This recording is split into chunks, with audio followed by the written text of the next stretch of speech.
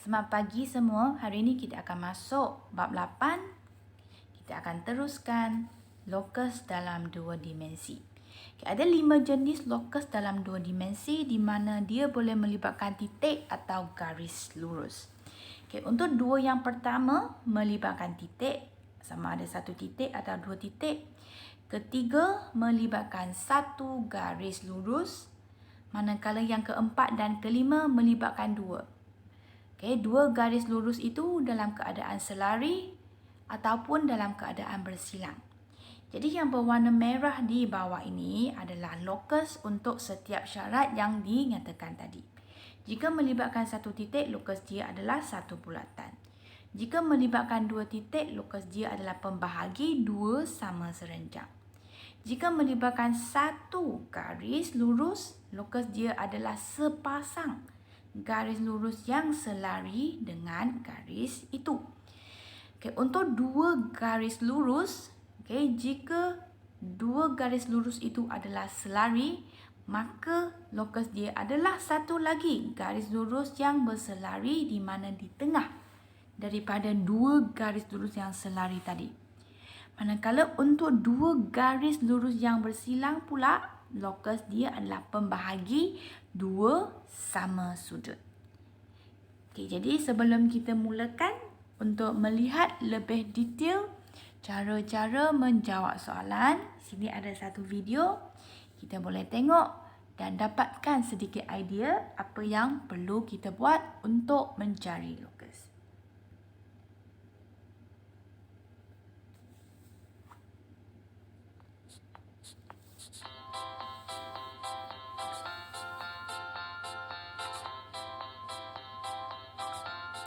Yang pertama, melibatkan satu titik tetap.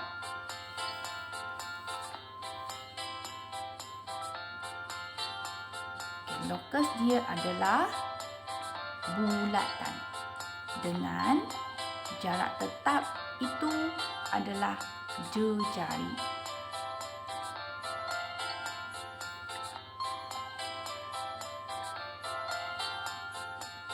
Yang kedua, melibatkan dua titik.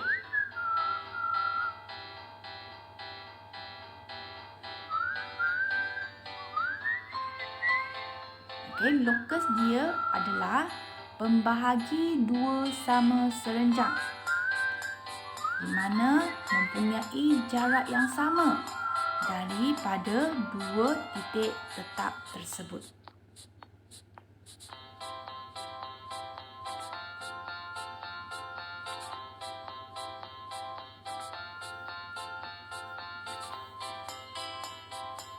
Yang ketiga, melibatkan satu garis.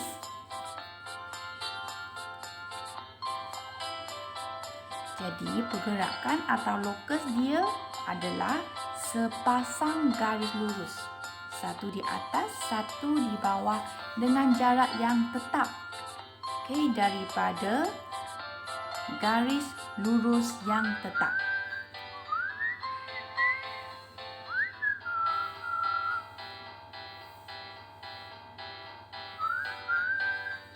Yang keempat dan kelima melibatkan dua garis lurus dengan keadaan selari bagi nombor 4. Apakah lokus dia? Okay, dia adalah satu lagi garis selari yang berada di tengah dengan jarak yang sama antara dua garis selari.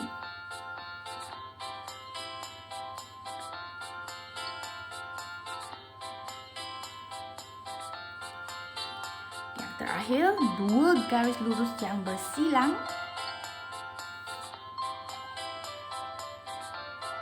Okey. Apakah lokus dia? Ini kita panggil pembahagi dua sama sudut. Okey, dia akan pecahkan bahagian dalam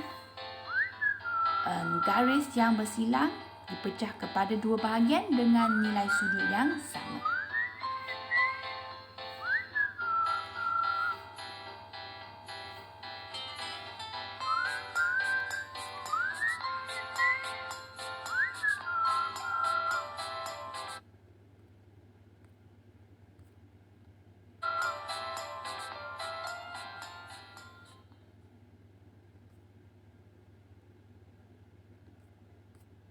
Okey, jadi apa yang kita boleh nampak tadi?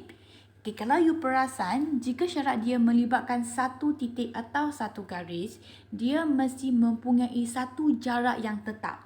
Kalau melibatkan dua titik atau dua garis, sama ada dia selari atau bersilang, dia mesti melibatkan suatu jarak, okey, yang sama.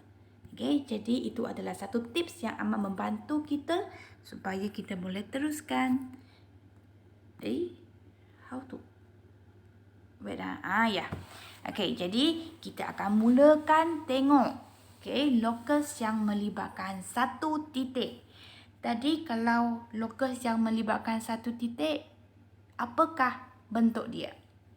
Bulatan.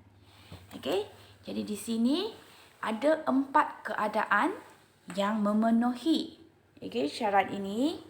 Yang pertama, locus bagi titik Z dengan keadaan ZL bersamaan dengan 3 cm. Kalau locus itu dia beri dalam bentuk formula, kita boleh guna cara ini. First kita tengok nama locus. Tengok di sini, locus bagi titik Z. Jadi Z ini bukan titik, dia adalah suatu titik yang bergerak. Dia bukan titik yang tetap. Jadi itulah locus. Jadi dalam formula ini, first step kita akan buang huruf locus itu. So kita akan tinggal apa? Tinggal L. Kalau satu huruf maksud dia adalah titik. Jadi kita ada satu titik. Jadi bila nampak satu titik, automatically kita tahu dia mesti bulatan. So kalau kita nak lukis bulatan, apakah benda yang kita perlu dapatkan? Yang pertamanya, pusat bulatan. So pusat bulatan itu adalah L. Yang kedua, kita mesti kena cari jejari untuk bulatan itu. Tengoklah, apa unit jarak yang kita ada. So, sini kita ada 3 cm. Jadi, itulah jejari. Jadi, kita keluarkan jangka lukis. Bahagian jarum letak di bahagian pusat. Kemudian, buka jangka lukis 3 cm. Kita buatlah satu bulatan. Dan kemudian jangan lupa label. Ini adalah locus Z. Untuk contoh yang kedua, dia juga boleh dalam bentuk ayat. Locus Y dengan keadaan sentiasa berjarak 3 unit dari R. So, kita akan tengok huruf yang terakhir, R. Kalau kita nampak satu huruf, maksudnya satu titik. Kalau satu titik sama dengan tadi, adalah bulatan dan titik itu adalah pusat bulatan. Jadi step yang kedua kita akan cari jarak. 3 unit, jadi itulah jejari untuk bulatan kita. So, apakah nama untuk locus ini? Untuk kita nak labelkan locus Y. So, bila dapat semua maklumat, kita dah boleh start. R, cari satu titik R. Kemudian buka jangka lukis 3 unit, kita bentuk satu bulatan dan labelkan locus itu dengan locus Y. Yang ketiga, dia juga boleh dalam bentuk formula yang lebih complicated. Locus bagi titik P dengan keadaan MP bersamaan dengan DC. Dan kita akan potong dulu nama locus. Locus bagi titik P. Jadi dalam formula ini, kita potong dulu P. Jadi kita akan dapat M dan kita akan dapat DC. DC di sini dia sudah bagi, dia adalah satu garis lurus. Kalau satu huruf, satu titik. Kalau dua huruf, maksudnya satu garis. So apa yang kita dapat? Kita dapat satu titik, satu garis. Apa yang dimaksudkan dalam persamaan ini? Satu titik, dan DC adalah jejari untuk bulatan. So, dia masih merupakan bulatan. Jadi, dengan berpusat di M, Kita panjangkan jangka lukis dan kita ukur jarak DC. Kita bawa ke dalam M dan lukis satu bulatan. Kemudian kita akan labelkan locus kita dengan nama locus iaitu apa yang kita potong tadi, P. Dia adalah locus P. Okay, yang terakhir. Okay, jika titik itu diberi dalam bentuk koordinat, tengok yang last 21, itu pun boleh dijadikan sebagai titik. Jadi titik itulah adalah pusat bulatan. Step yang seterusnya kita akan cari jarak sebagai jejari bulatan. Dan nama untuk locus adalah M. So, daripada pusat, kita buka jangka lukis 3 unit, bentuk satu bulatan dan label locus M. Okay, sekarang kita akan tengok satu contoh dalam muka surat 69, buku kerja. Dia minta kita lukis locus. Locus X ialah satu titik yang bergerak dengan jaraknya sentiasa 2 unit daripada titik T. Jadi kita akan tengok benda bahagian terakhir iaitu titik T. Satu huruf maksudnya satu titik. So bila dapat satu titik kita terus tahu dia bulatan. Titik itu adalah pusat dan kita kena cari jejari bulatan iaitu 2 unit. Kemudian jangan lupa cari nama locus itu, kita tengok dari depan iaitu locus X. Jadi daripada pusat kita buka jangka lukis 2 unit, kita lukis sebulatan dan label dengan locus X. Itu cara dia. Okay, kemudian kita tengok locus yang melibatkan 2 titik. Okay, yang melibatkan 2 titik, seperti tadi kita tahu dia adalah pembahagi 2 sama serenjang.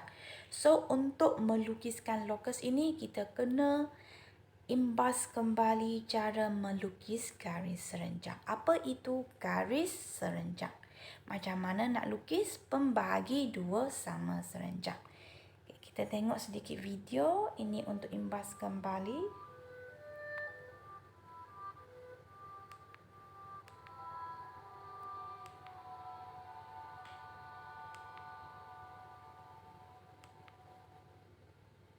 Laraskan bukaan jangka sudut kira-kira 2/3 dari panjang AB.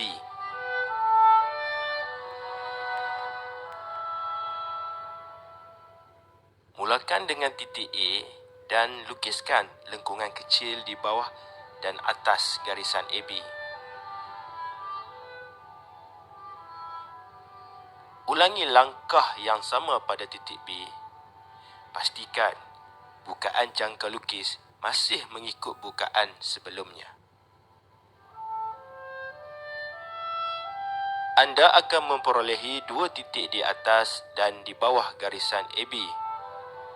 Dengan menggunakan pembaris, lukiskan garisan yang menghubungkan 2 titik tersebut.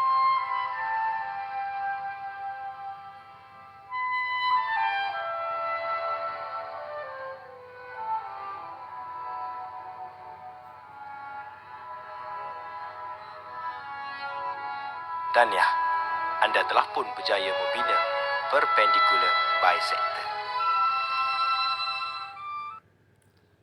Jadi itulah cara membina pembahagi 2 sama serenjang yang kita akan guna untuk mencari locus yang melibatkan 2 titik. Di mana titik dalam keadaan ini dia tidak akan menjadi satu garisan. Dia akan menjadi 2 titik, tetapi kita akan anggapkan dia sebagai satu garis supaya kita boleh lukis pembahagi 2 sama serenjang.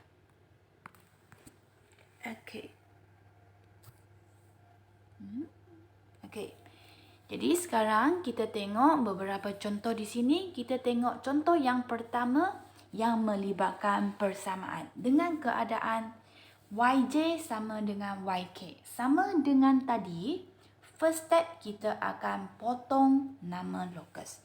Jadi nama locus bagi titik Y, kita potong dulu Y.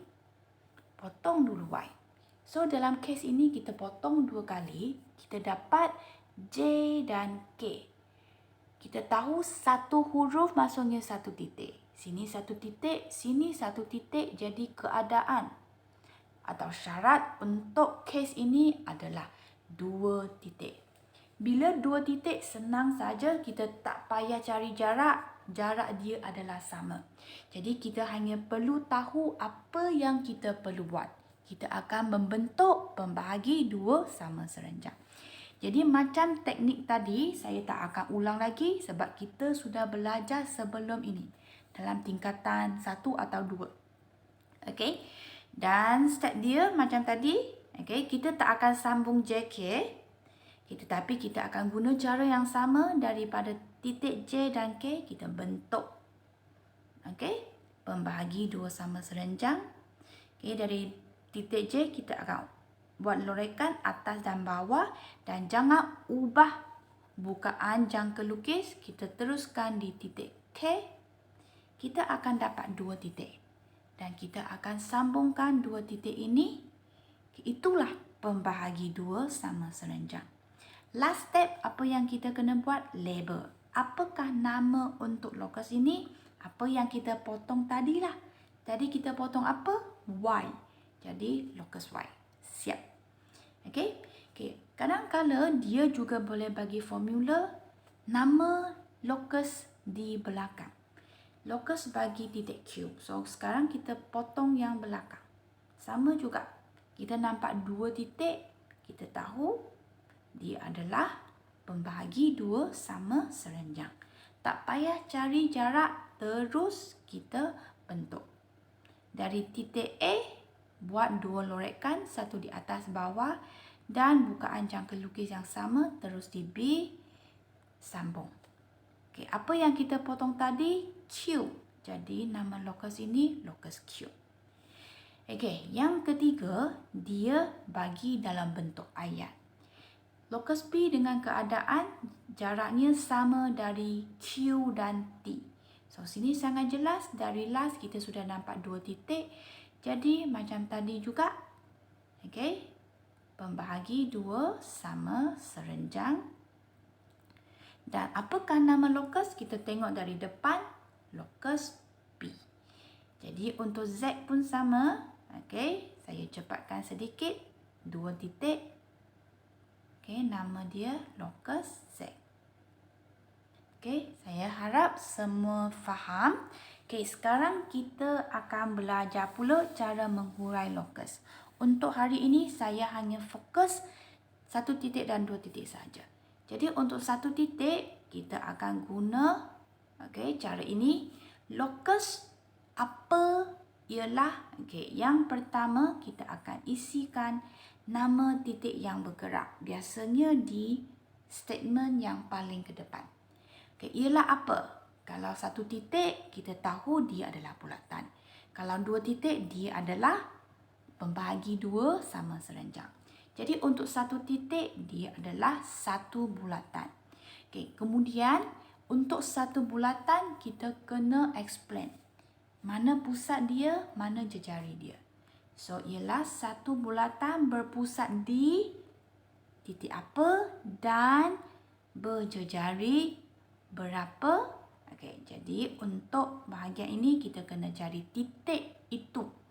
Dan jejari kita perlu kenal pasti jarak itu dalam unit apa atau dia bagi dalam unit bila dia bagi grid. Jadi contoh di sini. Muka surat 62. Raja di bawah menunjukkan garis AB yang berjarak 6 cm.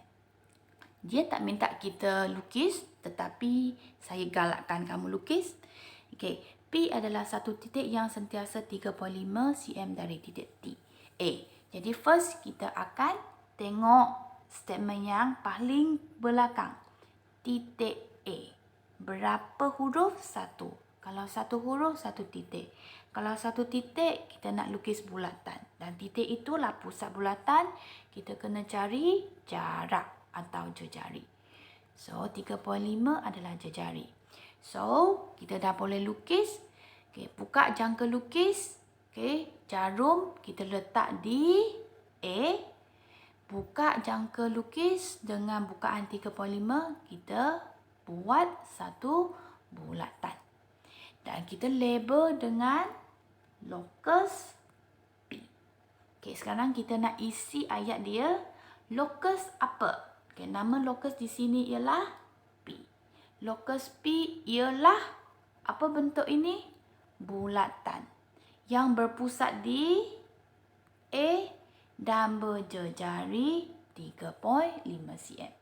Jadi kita kena tulis semua ayat ini yang berwarna biru. Itu adalah huraian lokus. Okey, untuk 62 pula sama sahaja, tetapi sekarang pusat kita adalah berada pada B. Okey, dan jejari dia adalah 2 cm dan lokus itu namanya ialah Q.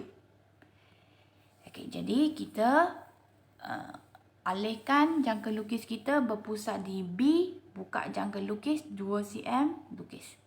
Label dengan Q.